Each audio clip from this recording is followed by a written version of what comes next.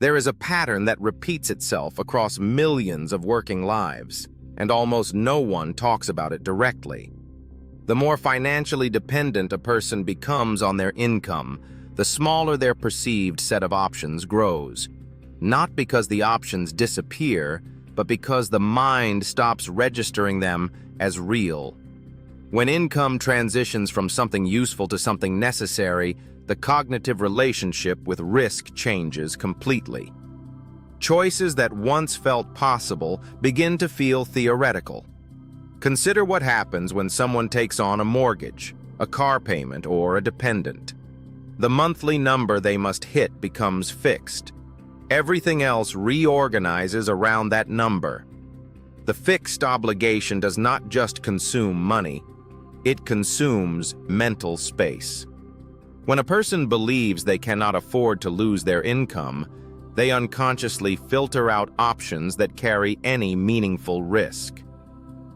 A business idea gets filed under "not realistic right now." A career pivot gets postponed indefinitely. None of this is laziness. It is a rational response to a perceived threat that the mind treats as permanent. High dependence raises the psychological cost of failure. When the cost of failure feels catastrophic, the brain stops running experiments. Exploration requires tolerating uncertainty, and uncertainty becomes intolerable when the downside feels existential.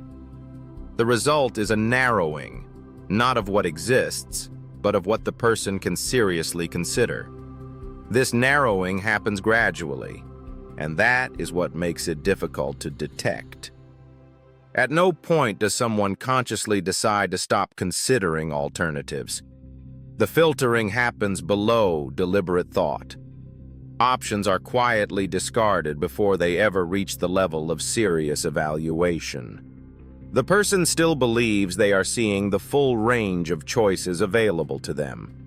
There is an important distinction between actual constraints and perceived constraints. A person with high fixed obligations does face real limitations. This is not being dismissed. But the perceived constraints consistently exceed the actual ones. The mind draws the walls closer than the walls actually are. People are typically operating in a smaller decision space than their real circumstances require.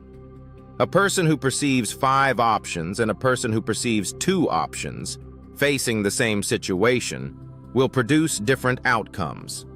Not because of intelligence or effort, but because the inputs to their decision are different. Dependence does not just constrain action, it constrains the imagination of action. The pattern compounds over time.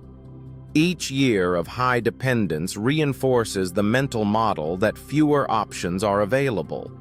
The filtering becomes more automatic. What began as a response to a temporary financial situation gradually hardens into a permanent cognitive frame. People who once moved between opportunities with ease begin to describe themselves as someone who simply cannot take that kind of risk anymore. The constraint, originally external, has become internal.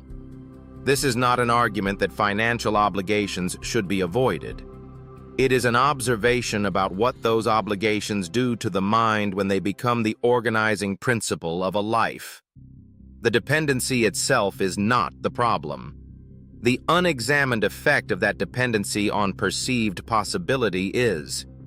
Understanding this mechanism does not dissolve the constraints, but it does create a small separation between the person and the filter.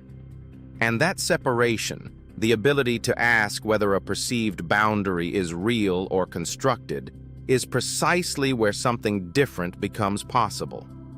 Want to see the hidden rules shaping money, power, and human behavior? Subscribe to Unseen Forces,